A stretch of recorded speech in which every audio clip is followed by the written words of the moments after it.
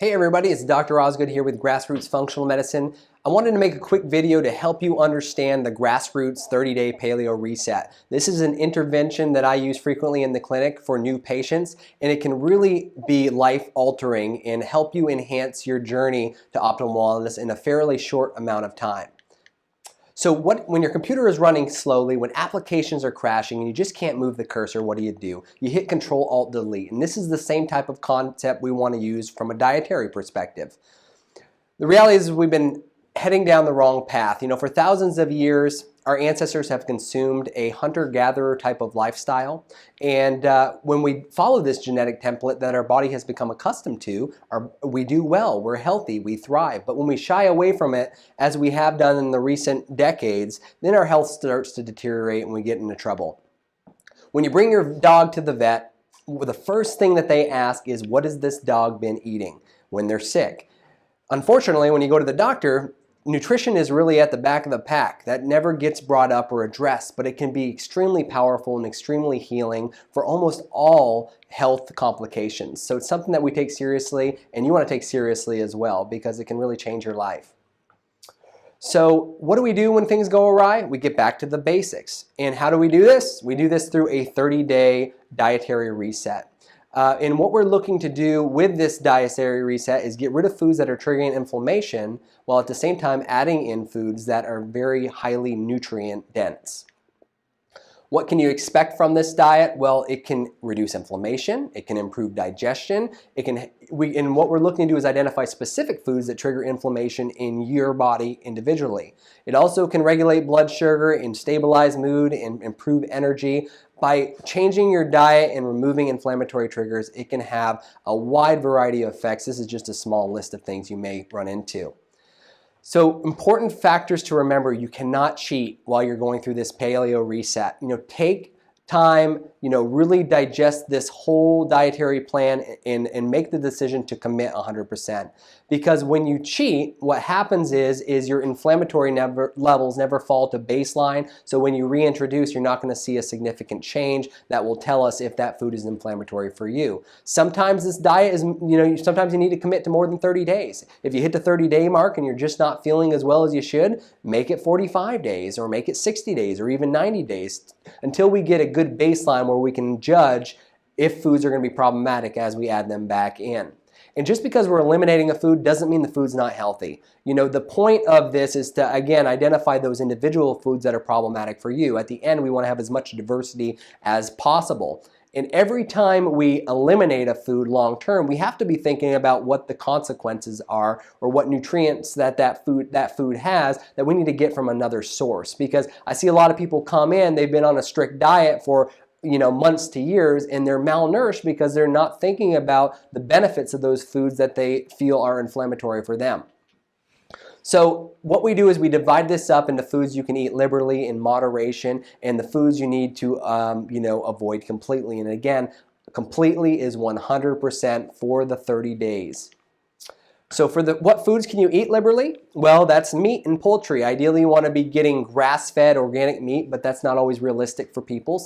But it's something to keep in the back of your mind. Organ meats are absolutely awesome. So, people hesitate with liver. I know it's not something that a lot of people can swallow, literally, but it can be very, very nutritious. And a lot of people think of the liver as a dirty organ, when in fact it's a very clean organ. The liver cleans your blood, cleans your body of the toxins that we're exposed to on a daily basis.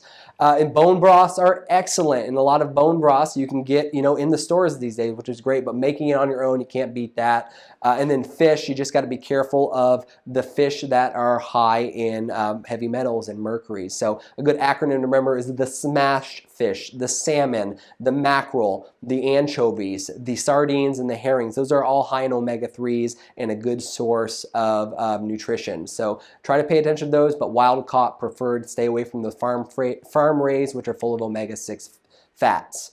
Eat starchy tubers, non-starchy vegetables, fermented fruits and vegetables, If you're eating any of these foods though and they are causing discomfort, then hold off on it. Sometimes people have issues with fermented foods when they have certain gut conditions. And then traditional fats, I really like to point out traditional fats because this is what's going to keep you full. This is what's going to keep you satiated and give you energy. So really go heavy on the healthy fats. Fats, as long as they're healthy fats, are not problematic in most people. So, really go heavy on the olives and the, coconut-based products. The avocados are all great. No sweeteners, artificial or natural, for the 30 days. That's a tough one, but it can really make you feel good and have a big effect on energy. What foods do you eat in moderation? So you're going to notice that some of these foods are highlighted in red. When it's highlighted in red, as we'll talk about more in the next couple of slides, if you're following an autoimmune paleo lifestyle, then we're going to want to avoid those foods as well. But if you're just following the traditional paleo lifestyle, you can eat eggs, for example. Processed meat in moderation, whole fruit, 1 to 3 servings per day, and then nuts and seeds, are good for most people. But again, if you're in that, high inflammatory category, then you want to really get rid of those as well for the short period of time.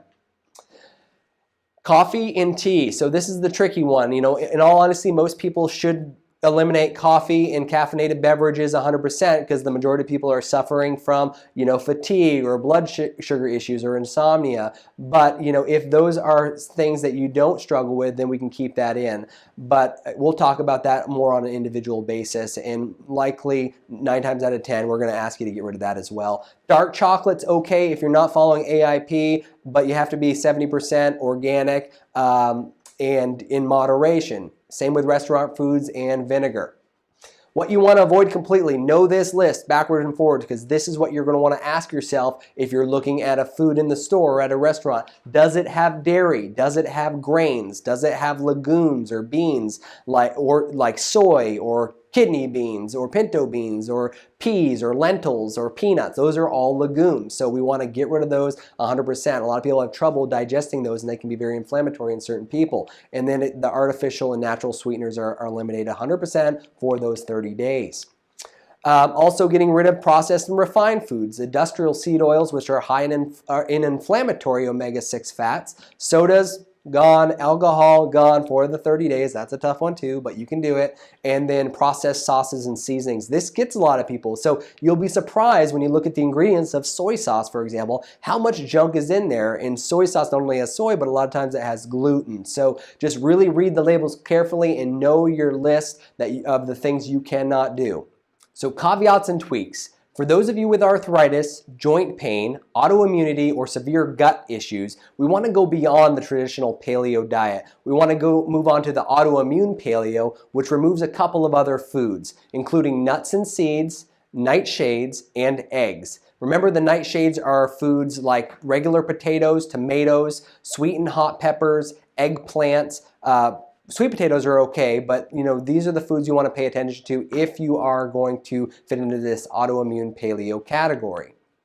If you have insulin resistance or blood sugar issues or problems with the gut where you're suspecting fungal overgrowth or candida, or if you want to lose weight, you really want to limit the amount of carbs that you're doing in your diet as well. No more than 50 grams of carbs a day. Be careful with those whole fruits. Again, there's a lot of sugar in fruits, so you want to limit your fruit intake to no more than 1 to 2 servings a day.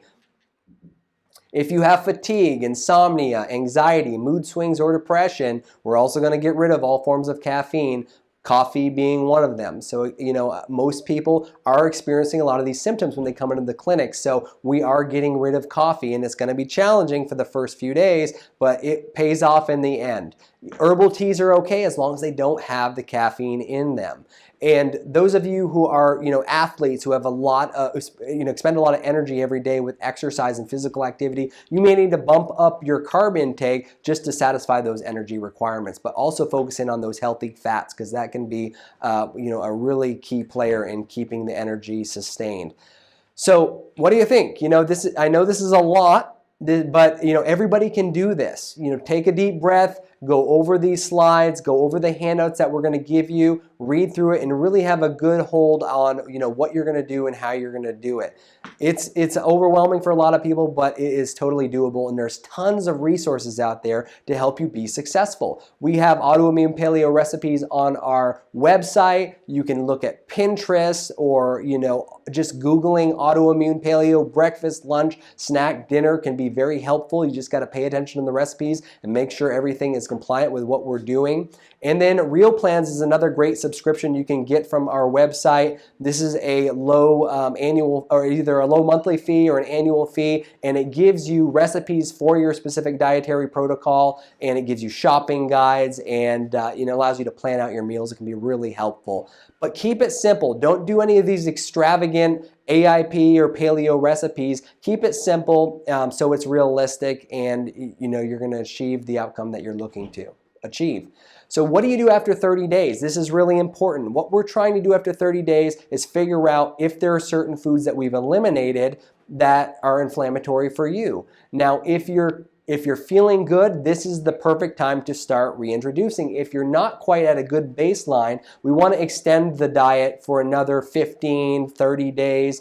Some people do 45, some people do 60, some people do 90, but we want to get you to that point where you have a good baseline to judge whether or not certain foods are causing problems for you. So what we want to do is reintroduce the least inflammatory foods first and the most inflammatory foods last, with dairy and gluten being at the very end of the pack. Now, in all honesty, if you're feeling good and you suspect gluten or dairy is a problem, I would just recommend keeping that out of your diet long term. But if it's something you really want to add back in, and we can talk more about this, then we can try reintroducing it, but keep it towards the very end.